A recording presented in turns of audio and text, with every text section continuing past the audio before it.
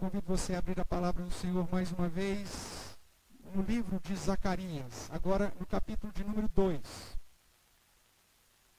Nós estudamos nas últimas 2 semanas o primeiro capítulo de Zacarias e agora nos achegamos aqui, portanto, na terceira visão.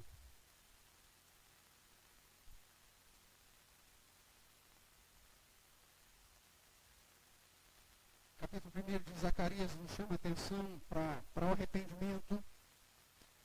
E ainda a parte final do capítulo 1, com as 2 primeiras visões, nós temos aqui um chamado do Senhor para a fé, a confiança de que Ele é o soberano sobre tudo e todos, que reina sobre os impérios, que quebra os chifres e que estabelece o seu poder.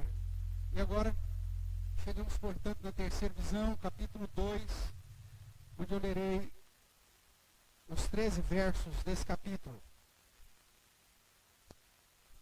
Apesar de ser a terceira visão, é tudo a sequência de uma visão só que Zacarias recebe durante a noite. É assim que ele começa dizendo, no verso 8 do capítulo 1, né? Tive de noite uma visão. E as visões vão sendo mostradas a ele na sequência. Então, capítulo 2, verso 1, nos diz assim, de Zacarias: tornei a levantar os olhos e vi, e eis um homem que tinha na mão um cordel de medir. Então perguntei: para onde vais tu? Ele me respondeu: medir Jerusalém, para ver qual é a sua largura, qual o seu comprimento. Eis que saiu o anjo que falava comigo, e outro anjo lhe saiu ao encontro e lhe disse: corre, fala a este jovem, Jerusalém será habitada como aldeia sem muros, por causa da multidão de homens e animais que haverá nela. Pois eu lhe serei, diz o Senhor, um muro de fogo em redor, e eu mesmo serei no meio dela a sua glória. Ei, fugi agora da terra do norte, diz o Senhor, porque vos espalhei como os 4 ventos do céu, diz o Senhor. Ei, salva-te, ó Sião, tu que habitas com a filha da Babilônia. Pois assim diz o Senhor dos exércitos: para obter ele a glória, enviou-me às nações que vos despojaram. Porque aquele que tocar em vós, toca na menina do seu olho. Porque eis aí, agitarei a mão contra eles, e eles virão a ser a presa daqueles que os serviram. Assim sabereis vós que o Senhor dos exércitos é quem me enviou. Canta e exulta, ó filho de Sião, pois eis que venho e habitarei no meio de ti, diz o Senhor. Naquele dia, muitas nações se ajuntarão ao Senhor, e serão o meu povo. Habitarei no meio de ti, e saberás que o Senhor dos exércitos é quem me enviou a ti. Então, o Senhor herdará Judá com a sua porção na terra santa, e de novo escolherá a Jerusalém. Cala-se toda a carne diante do Senhor, porque ele se levantou da sua santa morada. Vamos orar mais uma vez. Ó Pai querido, nós bendizemos ao Senhor pela leitura da Tua palavra, Deus. E vemos como ela é maravilhosa, coerente, e como o Senhor, ó Deus, na sua grandeza, mesmo depois de séculos, apresenta a Tua verdade através da revelação de Jesus Cristo, a mesma verdade apresentada por Zacarias séculos antes. E esta mesma palavra continua viva e eficaz no dia de hoje. Continua a falar à Tua igreja, ao Teu povo no dia de hoje. Por isso nós clamamos a Deus, pela ação do Teu Santo Espírito, que o Senhor nos ilumine, que o Senhor nos edifique, que o Senhor me use, apesar de mim mesmo, das minhas limitações, para que possamos sair daqui todos edificados, segundo a bondade e a misericórdia do Senhor. Fique conosco, Deus, e fale ao nosso coração, é o que nós clamamos, no nome de Jesus Cristo. Amém. Irmãos, nós já temos mencionado para você que tanto o profeta Ageu quanto o profeta Zacarias são profetas contemporâneos, ele chama a atenção do povo que já havia voltado do exílio a ter uma viva comunhão com Deus. Ageu tem o objetivo maior de chamar o povo para o trabalho da casa do Senhor, para investir tempo na causa do reino e nas coisas pertinentes à causa do Senhor. Zacarias, o profeta mais jovem, é chamado, através de 8 visões, a conclamar ao povo de Israel para voltar a uma verdadeira e íntima comunhão com Deus. Esse é o objetivo do livro. E nós vemos aqui, quando lemos o capítulo 2, vários pontos de contato, pontos similares àquilo que nós lemos lá em Apocalipse, capítulo 21. Nós vemos Deus falando que habitaria conosco, que a sua glória estaria no meio dessa cidade, que essa cidade seria protegida pelo próprio fogo do Senhor, e que o Senhor estaria aplicando juízo sobre as nações que se levantaram contra o seu povo, e que ele então acolheria novamente, e inclusive chama a atenção dessa igreja para estar perto de Deus, porque da mesma forma que vimos lá em Apocalipse 21, eis que um anjo saiu com uma vara de medir, ou um cordel para medir justamente Jerusalém. Lá nos são dados as medições, né? Número de côvados, o tamanho e tudo mais, que aponta para a perfeição, para a grandiosidade e para o número exato da soberania de Deus. Mas, enquanto nós estivemos trabalhando com Zacarias, eu quero que você se lembre desses pontos de contato e do fato de que o Senhor, que revelou-se ao seu povo através de Zacarias, é o mesmo que se revelou através de Jesus, na escrita de João, para os irmãos do primeiro século e, consequentemente, para nós hoje. Mas vamos lá. Iniciando o nosso sermão propriamente, eu gostaria de chamar a atenção para alguns versos que nós vimos aqui, né? No capítulo 2, o verso 10, nos é dito assim: canta e exulta, ó filha de Sião, ou seja, ó povo de Deus, porque eis que venho e habitarei no meio de ti, diz o Senhor. Essa promessa aqui de Zacarias, chamando a atenção do povo para exaltar, para cantar, para se jubilar na presença do Senhor, estava pautado numa promessa simples de que Deus habitaria no meio do seu povo. Eu quero chamar a sua atenção para a realidade desse povo quando eles ouviram isso. Eles tinham acabado de sair do exílio. 70 anos.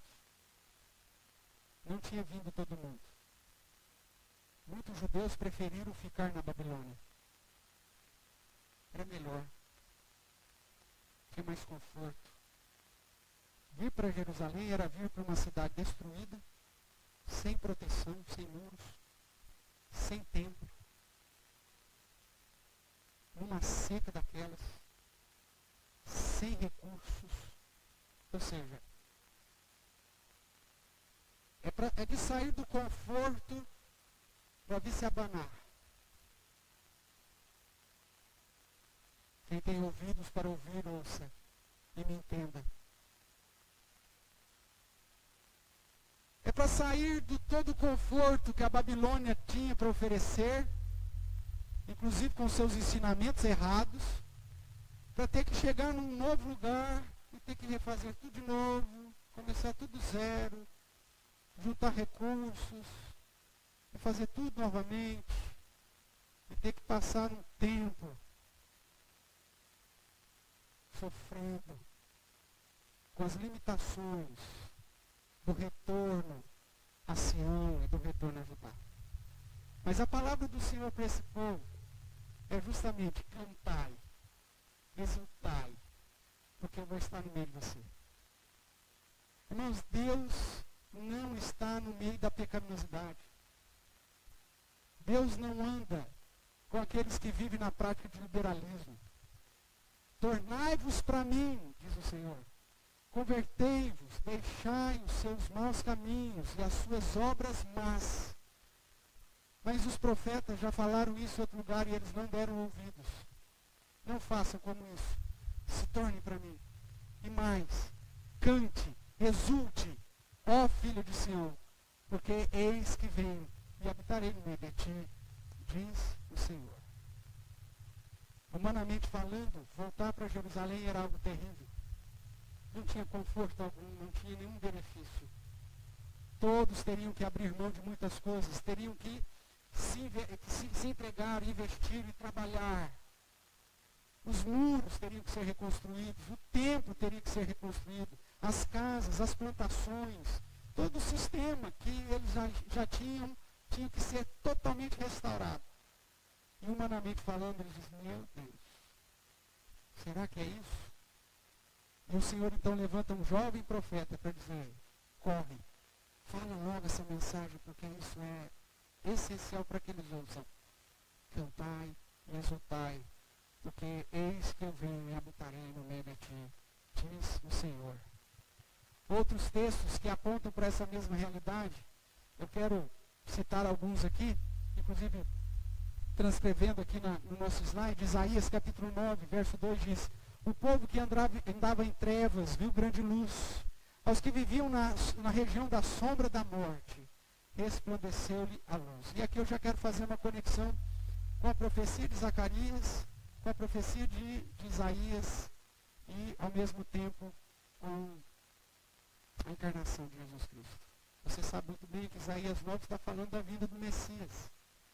E que o povo deveria se alegrar, porque aqueles que estavam em trevas e em morte, agora um menino se nasceu, um filho se nos deu. O governo estaria sobre ele habitaria conosco. Como Isaías mesmo diz um pouco antes, o Emmanuel, o Deus conosco. Para aquela geração, o nascimento de Jesus, a vinda do Messias, foi o cumprimento de Zacarias capítulo 2. E nós que agora aguardamos o retorno de Jesus, ainda estamos na mesma promessa, para habitarmos definitivamente, eternamente com o Senhor. Ainda dentro dessa conexão, eu poderia deixar de citar João capítulo 1, que diz, o cumprimento de Zacarias e o cumprimento de Isaías, o verbo se fez carne e habitou entre nós, cheio de graça, de verdade, vimos a sua glória, glória como do unigênito do Pai. João capítulo 1, verso 14. Como não conectar as profecias e o cumprimento em Jesus Cristo Messias? Não tem como, irmãos. Quando nós começamos a estudar a palavra de Deus e começamos a conectar todos os acontecimentos que o próprio Deus revela, nós vemos que Ele é o Senhor de tudo, de todos, e que tem cumprido rigorosamente cada uma das suas promessas.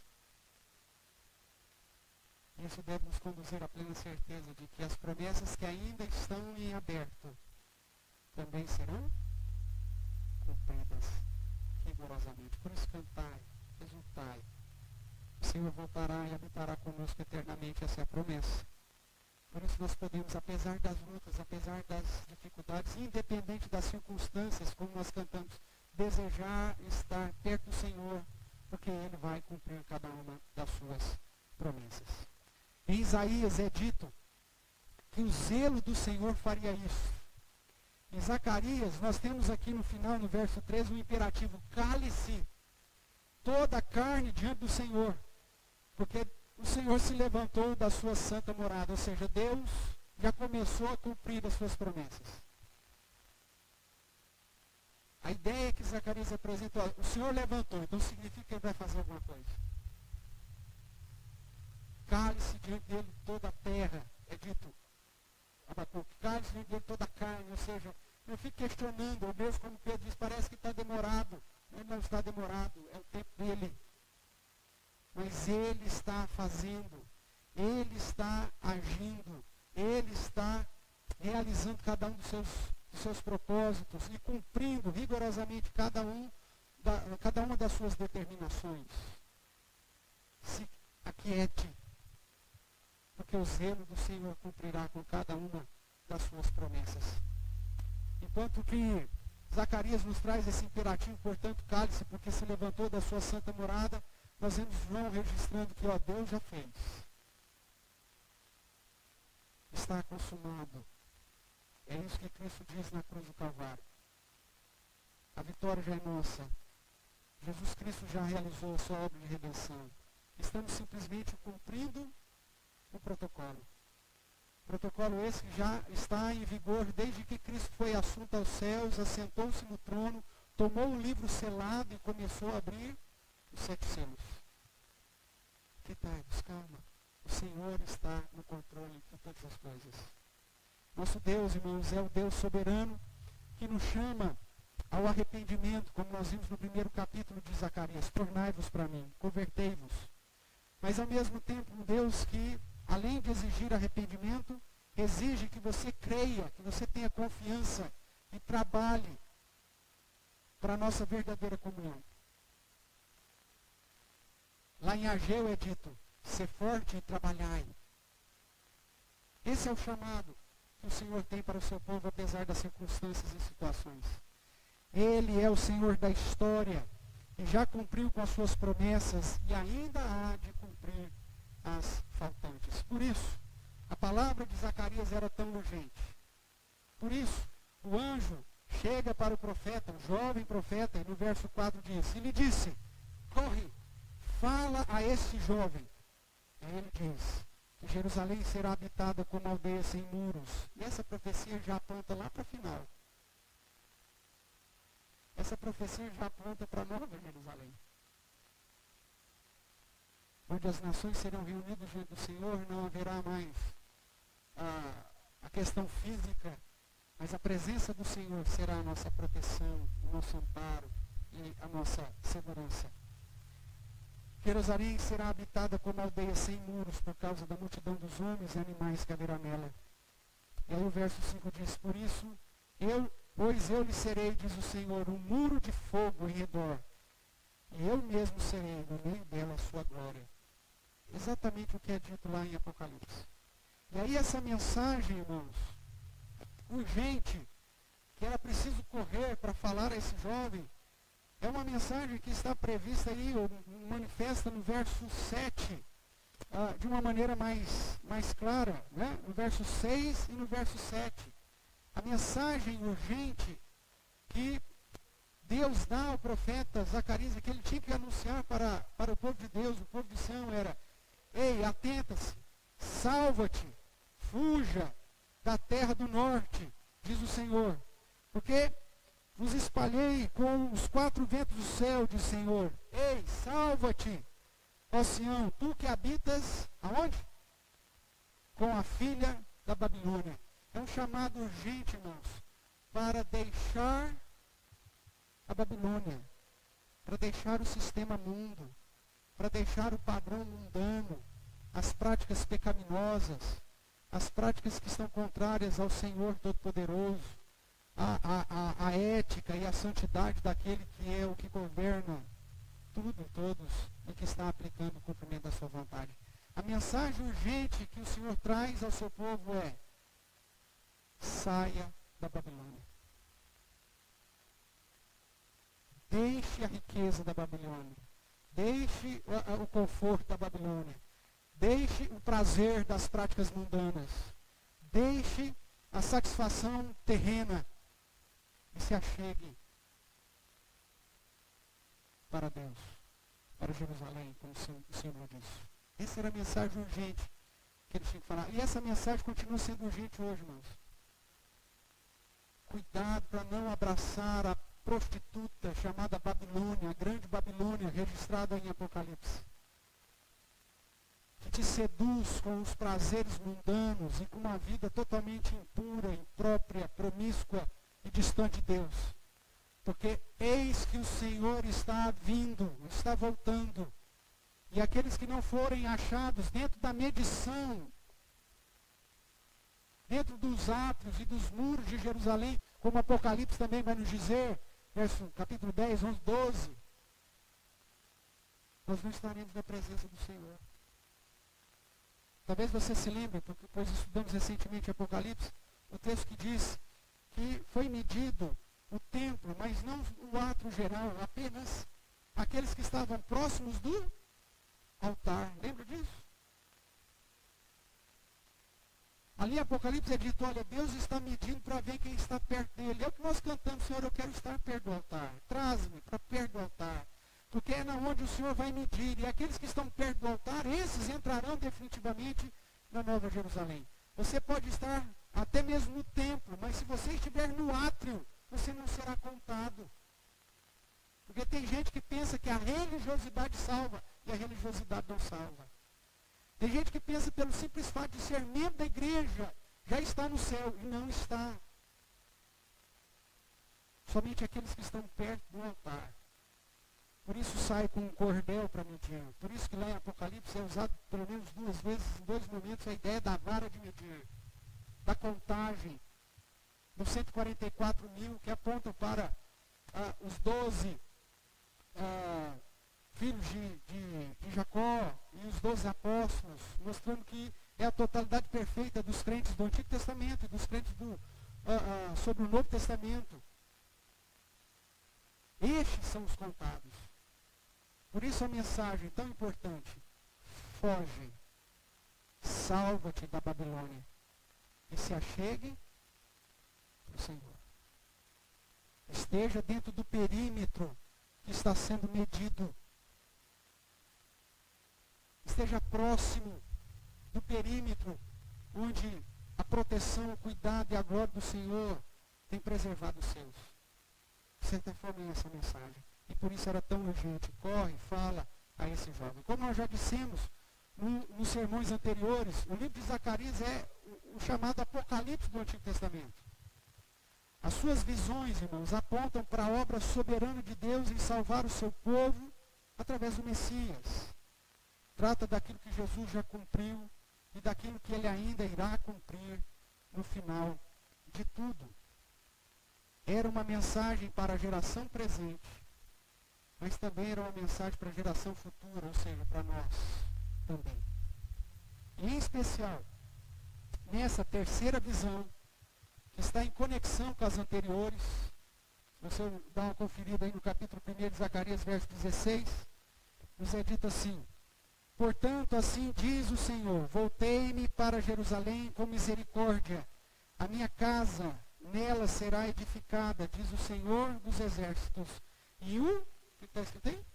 O cordel será estendido sobre Jerusalém. Veja que aqui ele está ainda na primeira visão, mas já cita esse cordel que é depois descrito de uma maneira mais clara na terceira visão, o cordel de medir. É a mesma perspectiva da literatura apocalíptica judaica, irmãos. É dito e redito, recontado e recontado, dando ênfases diferentes para cada momento, mas trata do mesmo assunto, do mesmo tema, da mesma mensagem. É assim que os profetas fazem, é assim que João também registra Apocalipse. E nessa terceira visão, então, como eu já disse, está em conexão com as anteriores. Nós vemos então um homem com um cordel de medir, uma vara de medir, um cânon, que é uma vara, uma régua para medir. E esta visão então aponta para a medição de Jerusalém, a mesma que também é apresentada no livro de Apocalipse. Veja aí a pergunta e a resposta, verso 2. Então perguntei para esse homem que tinha na mão um cordel de medir, para onde tu vais? E ele respondeu, eu estou indo medir Jerusalém, para ver qual a sua largura, o seu comprimento. Isso aqui é uma mensagem, uma expressão simbólica, que é utilizado também em Apocalipse para dizer, olha, o Senhor sabe quem são os seus. Mesmo porque você viu lá que em Apocalipse 21, o anjo diz assim, eu vou te mostrar a noiva do cordeiro. E o que o anjo mostra para ele? A cidade. A Nova Jerusalém de Apocalipse 21 é sinônimo dos crentes. Então medir Jerusalém é justamente medir e contar os eleitos. E Deus sabe que a medida é perfeita em todos os lados, na altura, na largura, na profundidade, ou seja, ninguém será deixado para trás, como diz aí o filminho pré-milenista, que mais faz um desfavor para a vida cristã do que um benefício qualquer. Não creia naquilo. Se achegue para a palavra. No capítulo 11, lá de Apocalipse, mostra sobre a verdadeira igreja. E diz que está medindo aqueles que estão perto do altar. E no capítulo 21, já dando a medida exata da Nova Jerusalém.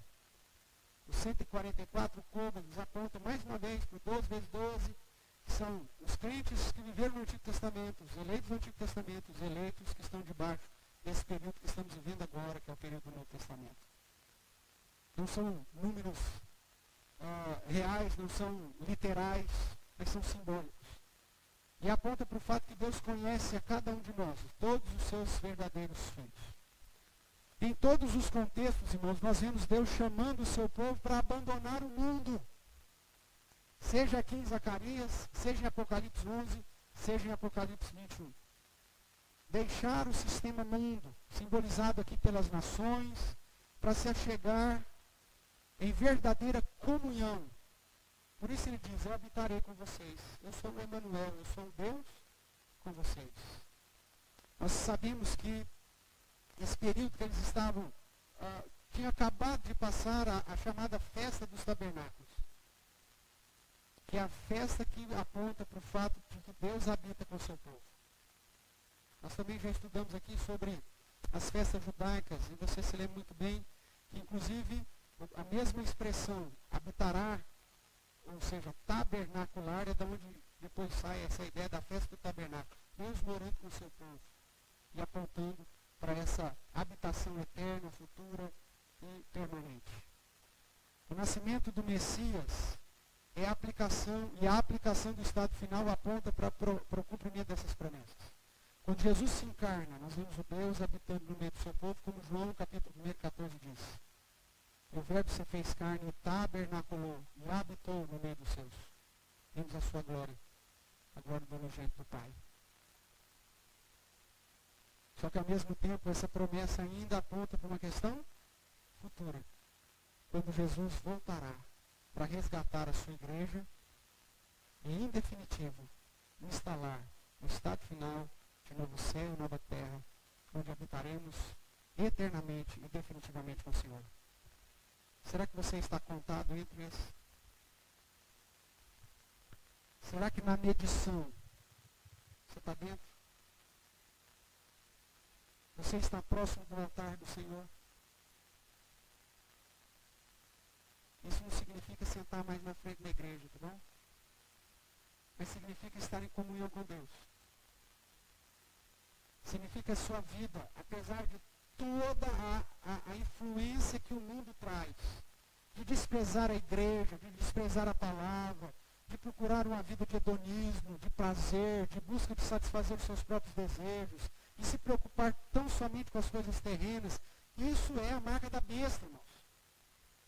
A marca da besta nada mais é do que atos em conformidade com o mundo e com Satanás, e o pensamento em conformidade com o padrão do mundo e de Satanás. Por isso Paulo vai dizer, não vos conformeis com esse mundo, mas transformai-vos pela renovação da vossa mente. Receber a marca da besta na testa é o modo que você tem de pensar. E receber a marca da besta na sua mão é o modo como você age. Tem muita gente esperando, é um chip, pastor. Meu amigo, se fosse chip, seria a coisa mais fácil de burlar. É só cortar a mão direita e ir para o céu maneta. Pronto. Jesus mesmo diz que sua mão faz tropeçar, corte, lança fora. Que é melhor entrar maneta no céu. Se a marca da besta fosse um chip, põe na mão direita. Não compra, vende, faz o que tem que fazer. Na hora que for, corta, vai maneta. Não é isso, irmãos, porque Apocalipse não é literal, Apocalipse é simbólico. A mão direita simboliza os seus atos, e fronte simboliza o seu modo de pensar. Por isso que lá no Antigo Testamento é dito, olha, põe a minha palavra, a minha lei, entre os vossos olhos, na sua fronte. Não é literal. O judeu entendeu literal, ele faz a caixinha e põe lá. Mas não é isso. É colocar, inculcar a lei do Senhor na sua mente. Viver de acordo com o padrão de Deus. E coloque na sua mão a lei. E aí os caras fazem, até lá enrola lá uma faixinha cheia de parte da Torá escrita. Não é isso. São as suas atitudes. Tem muito crente com a marca da besta estampada no pensamento, nas atitudes. E por isso, quando for medir o tabernáculo, quando for medir o templo, quando for passar o cordel, estarão fora. Fuja das terras do norte, diz o Senhor. Salva-te, tu que ainda habitas com a filha da Babilônia. Deixa o mundo, deixa o sistema do mundo, os prazeres do mundo, a sedução do mundo. E chegares para mim, porque eu já comecei a medir. Porque eu já levantei da cadeira, eu já estou fazendo o que tem que ser feito. A terceira visão de Zacarias, irmãos, apresenta uma mensagem que deveria ser anunciada com urgência. Porque fala sobre o chamado de Deus para a verdadeira comunhão.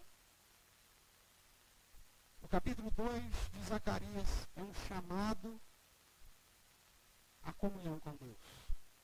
Deus está te chamando para que você saia das terras do norte, para que você saia do liberalismo, para que você saia das práticas mundanas, para que você deixe todo o conforto das coisas terrenas e se achegue para o Senhor, para estar habitando com Deus, andando com Ele e desfrutando de verdadeira comunhão. O chamado de Deus para a comunhão, irmãos, aqui em Zacarias, está pautado, em primeiro lugar, porque somente aqueles que estiverem em verdadeira comunhão com Deus estarão protegidos pelo Senhor.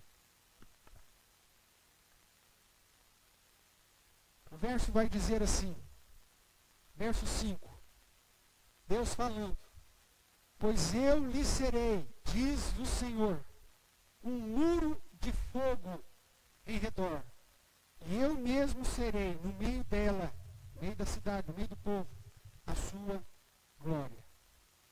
Deus, portanto, nos convida a habitarmos juntos num lugar de proteção, num lugar de provisão, num lugar de justiça, num lugar de santidade. Eu serei esse muro como fogo.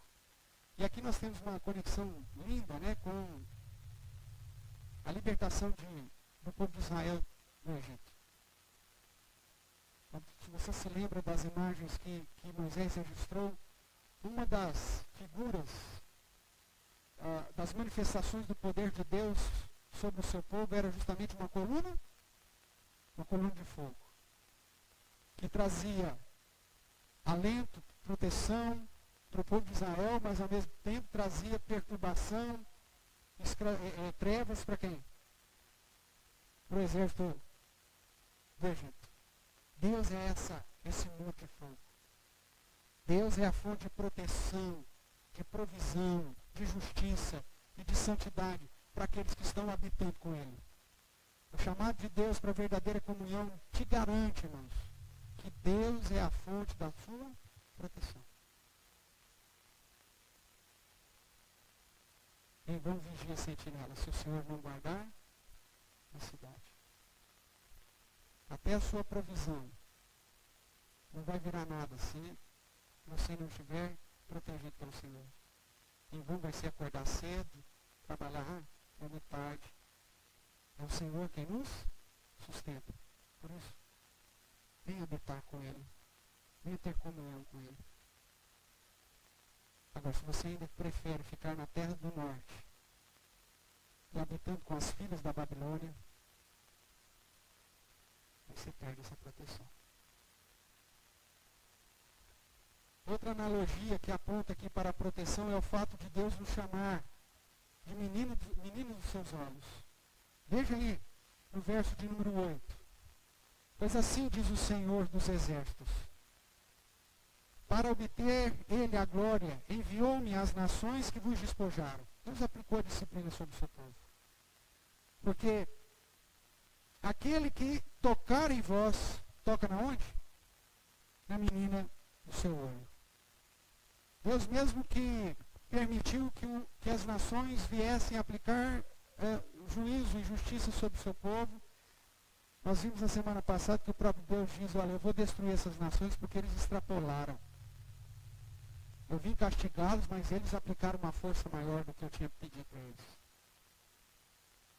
E aqueles que se levantam contra os filhos de Deus, estão se levantando contra o próprio Deus. E aqueles que tocam no Filho de Deus é como se estivesse tocando nas meninas dos olhos do próprio Deus. Por isso ele diz: habite no meio, comigo, habite comigo. E eu vos serei esse muro de fogo, de proteção, de provisão, de justiça, de cuidado. O chamado urgente é: venha habitar com Deus. Esteja no perímetro que está sendo medido. Ele nos defenderá e levantará as mãos sobre todos aqueles que nos tocaram. O verso 9 vai dizer: porque eis, aí agitarei a mão contra eles, ou seja, aqueles que nos despojaram, e eles virão a ser presa daqueles que o serviram. Assim sabereis vós que o Senhor dos Exércitos é quem me enviou. Nós vemos aqui a ideia de que o próprio Messias, como com a sua chegada, habitando no nosso meio, já é a própria manifestação dessa promessa do Senhor, e por isso sabemos que o Pai o enviou, e por isso sabemos que Deus vai cumprir com a promessa do seu retorno para o estabelecimento do estado final, do novo céu, da nova terra. O chamado de Zacarias é para habitar com Deus, para ter comunhão com Deus. E isso significa estar debaixo da proteção do próprio Deus. Esse chamado também, irmãos, de verdadeira comunhão com Deus, além de nos garantir a proteção, exige um abandono das práticas mundanas.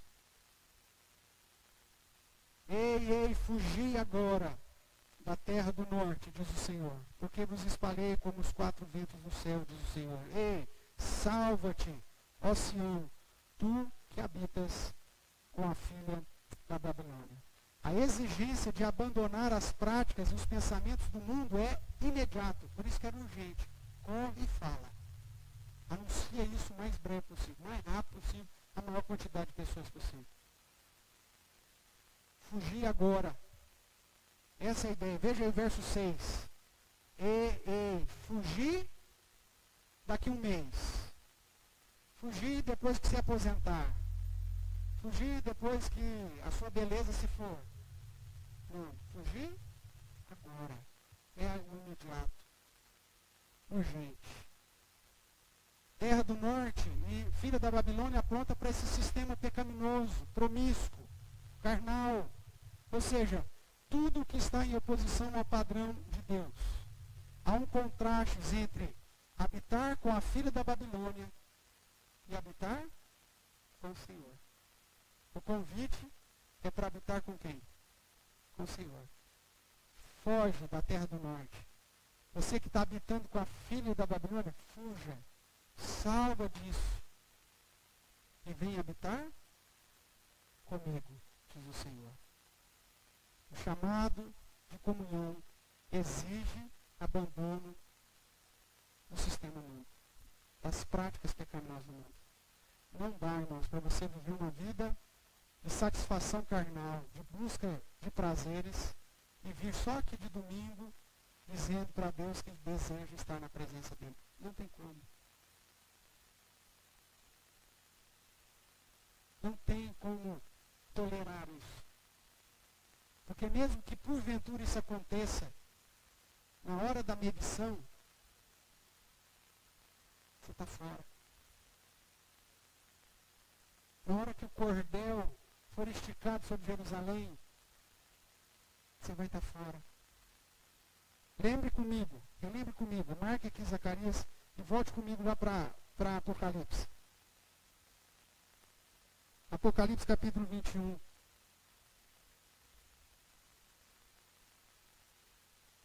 O último verso que nós lemos, o verso 27.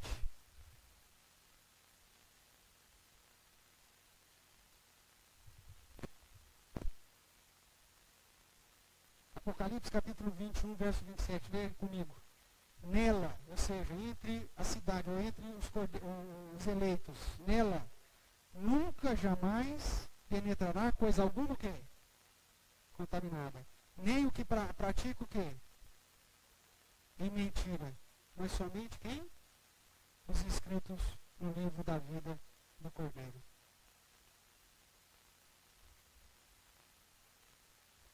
O fato de você estar no meio do povo de Deus não necessariamente faz de você alguém contado entre o povo de Deus. A sua prática de vida vai demonstrar isso. O seu modo de pensar vai demonstrar isso. As suas ações vão demonstrar isso. Se você realmente tem comunhão ou não com o Senhor. Se você se arrependeu, se você se tornou para Deus, se você se converteu dos seus maus caminhos, se você mudou as suas obras más para fazer aquilo que Deus quer que você faça. Se você se arrependeu dos seus pecados e creu que Ele é o Deus soberano. São os seus frutos, as atitudes, o modo de vida, o seu jeitão de viver que vai demonstrar se você foi revestido ou não como eleito de Deus. Quando você vai para Colossenses, diz, revestivos, pois, como eleitos e amados de Deus, e todas aquelas virtudes. É possível saber se você é eleito ou não, olhando para a sua prática de vida. Para quem de fato você ama, e para quem de fato você serve. Fuja, salva-te da habitação com a filha da Babilônia e vem habitar com o Senhor. Deus chama isso de um modo urgente. O convite do Senhor para a comunhão, além de garantir proteção, exige santidade, um abandono das práticas do mundo. Em terceiro lugar, irmãos, esse convite de Deus para a comunhão é um convite que acolhe a todos aqueles que lhe ouvem. O verso 10 diz, canta e exulta, ó filho de Sião, pois eis que vem e habitarei no meio de ti, diz o Senhor. Verso 11, naquele dia, somente os judeus, é isso que está escrito aí? Não. Muitas nações se ajuntarão ao Senhor e serão o quê? Serão o quê? O meu povo. Esse convite de comunhão não é só para os descendentes de Abraão, não só para os filhos de judeus, mas só para representantes de todos os povos, línguas, tribos e nações. É assim que Apocalipse nos ensina. E é assim que Zacarias também corrobora. O Senhor, essa palavra era uma palavra para os judeus que haviam retornado da Babilônia, mas também é uma palavra para você e para mim hoje. Deus nos chama à comunhão. E mesmo que nós sejamos de outros povos, de outras nações, Deus nos chama para sermos seu povo. E serão o meu povo. Habitarei no meio de ti. E saberás que o Senhor dos Exércitos é quem me enviou a ti. O chamado de Deus não é apenas para os judeus, mas alcança todas as nações, tribos, povos e línguas.